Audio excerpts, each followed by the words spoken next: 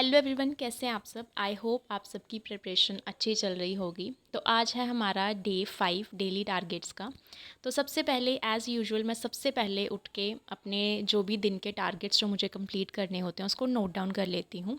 इससे क्या होता है कि आपका पूरे दिन में आपको क्या क्या चीज़ें करनी हैं वो एक आइडिया लग जाता है। तो इसलिए सबसे पहले मैं यही चीज़ करती हूँ, अपने जितने भी जो भी टारगेट्स वगैरह सेट करने हैं उसको नोट डाउन कर लेती हूँ।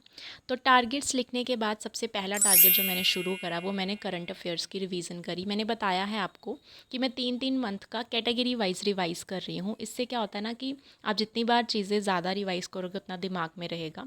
तो ये मैंने अप्रैल, मई एंड जून मंथ का 3-3 कैटेगरीज़ करके मैं रिवाइज़ कर रही हूँ। जो टॉपिक्स मैंने कल करे थे उन्हीं को सेम फिर से आज रिवाइज़ करा है। उसके बाद मैंने ये जो SBA PO का मॉक लगाया था, एक्चुअली ये लाइव मॉक था तो मैं इसका डिटेल में एनालिसिस नहीं कर पाई थी, जिसमें मेरे 60 समथिंग मार्क्स आए थे। एंड इसमें इंग्लिश में ही मेरी एक्यूरेसी थोड़ी सी गड़बड़ाई थी। मतलब इंग्लिश में मेरे 2 क्वेश्चन गलत हुए थे।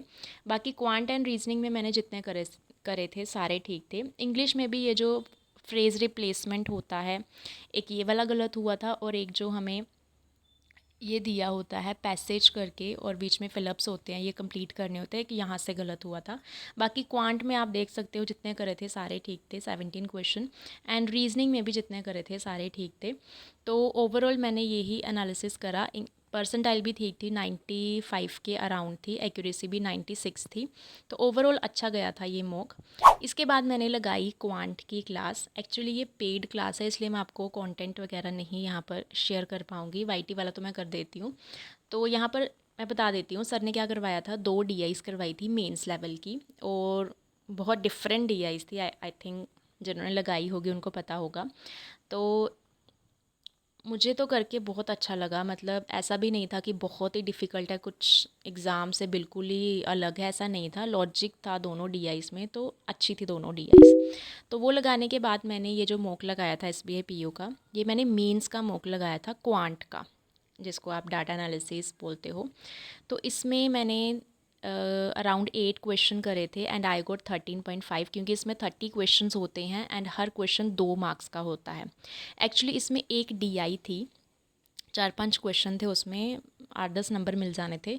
तो वो उसमें मेरा एक गलत हो गया जिसकी वजह से मुझे फिर से वो DI करनी पड़ी।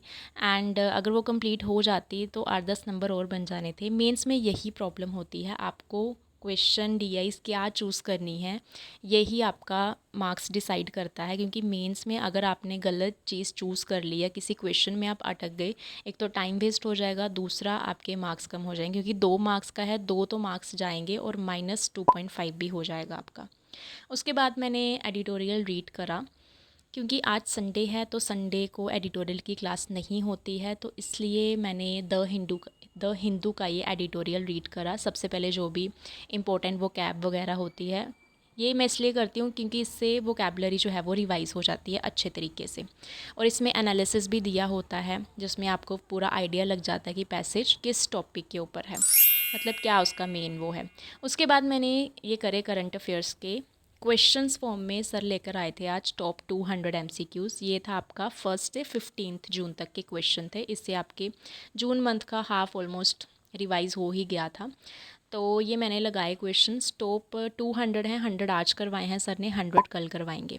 उसके बाद मैंने करी वो कैब की रिवीजन। ये भी सर ने बहुत अच्छा एक यूनिक आई थिंक इनिशिएटिव लिया हुआ है कि जैसे पूरे वीक में हम जो भी वो कैब करते हैं एडिटोरियल की वो कैब, उसको सर एक वीडियो में कंपाइल करके डाल देते हैं। इससे क्या होता है कि हमने पूरे वीक में जो जो भी वोकैबलरी रीड करी होती है वो फिर से एक बार रिवाइज़ हो जाती है। और जब एक दो बार रिवाइज़ हो जाए ना वर्ड्स, तो ऑटोमेटिकली दिमाग में बैठना शुरू हो जाते हैं। मैंने भी आज जब ये क्लास लगाई थी तो बहुत सारी मैक्सिमम वोकैबलरी जो थी वो मतलब दिमाग में फ़िट हो चुकी थी। आज संडे था तो इसलिए मैंने कुछ अलग लगाने का सोचा, तो इसलिए मैंने RRB PO का भी मॉक लगा के देखा। एंड आई रियलाइज्ड कि मुझे और ज़्यादा स्पीड की ज़रूरत पड़ेगी। मेरी स्पीड इसमें कम लगी मुझे बहुत ज़्यादा। मैंने 52 के नहीं, मैंने कितने करे थे, 48 मार्क्स आए हैं मेरे। और आई थिंक एक गलत हुआ था मेरा रीजनिंग में और 3 गलत हो गए थे क्वांट में। वो क्योंकि ये एक ऐसा पेपर है इसमें इंग्लिश तो होती नहीं है, तो इसलिए हमें जितनी क्या मतलब इसमें 100% एक्यूरेसी आनी ही चाहिए। तो रीज़निंग में मेरा एक गलत हो गया था, ये डायरेक्शन एंड डिस्टेंस वाला। एंड क्वांट में मेरे 2-3 क्वेश्चन गलत हो गए थे। क्वांट में तो इतना होता नहीं है, बट इसमें हो गए थे मेरे।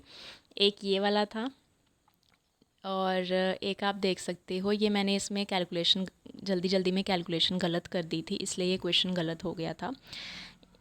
फॉर्मूला में मतलब मैंने गड़बड़ कर दी थी, तो इसलिए ये वाला क्वेश्चन गलत हो गया था। एंड एक क्वेश्चन मेरा ये अप्रॉक्सीमेशन वाला भी गलत हो गया। तो ये ऐसे क्वेश्चन थे जो होने नहीं चाहिए, मिस्टेक्स, आगे से मैं ध्यान रखूँगी।